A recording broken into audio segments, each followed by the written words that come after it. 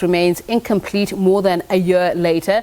The deadline for the development of around 1,000 units was extended twice last year, but not a single beneficiary has received keys to their home. Launched with pomp and ceremony in May last year by former Human Settlements Minister LINDIWE SISULU. At the time, she said the 64 million rand transitional residential units will ease congestion amid the coronavirus pandemic.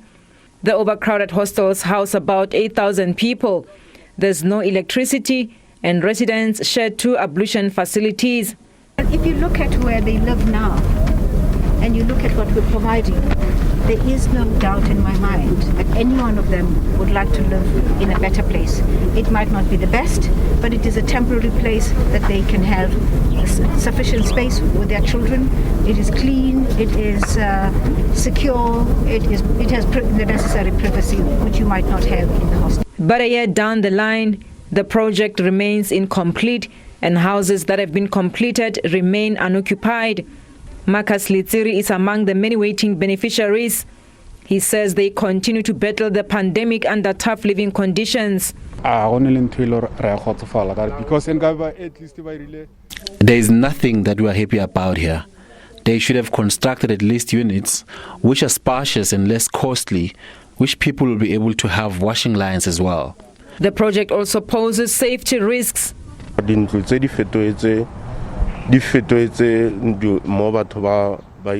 have become dangerous because women are being dragged here and slept with.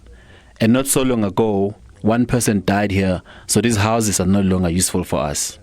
1,000 units were supposed to be completed by the end of June last year. The deadline was extended until September. By September, the units had still not been completed. Labor strikes and unsatisfactory performance by contractors have been cited as reasons for the delays. I'm one of the people who confronted the departments. In some instances, there was a meeting. I wasn't even invited to that meeting, but I just decided to attend that meeting uninvited. And I told them openly to say, you are here to cheat the people of hostel. You are here to loot the resources from the public. Why can't you build adequate houses rather than opting for this kind of tin houses? Because here is just a daylight robbery. Some of the structures are beginning to erode due to the weather. The houses have allegedly been built on a wetland. There was no land assessment that was done, and those TRUs are put on wetland, and that was over 90 odd that were put on wetland. However, that contract still was given to HDA, which is not an entity of the city, it's an entity of national government. They were supposed to give us 1,000 units, and I think they said 64,000 per structure. And then they failed to do that. Their contract expired at the end of June 2021. We got our closeout report.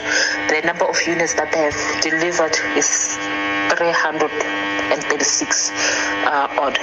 So what we had then requested was that if ever we can get building control to certify that the houses can be built, can be occupied, then we can start putting in beneficiaries. We're struggling with that because HDA did not do good work. ZIMU says they'll meet the department to resolve this.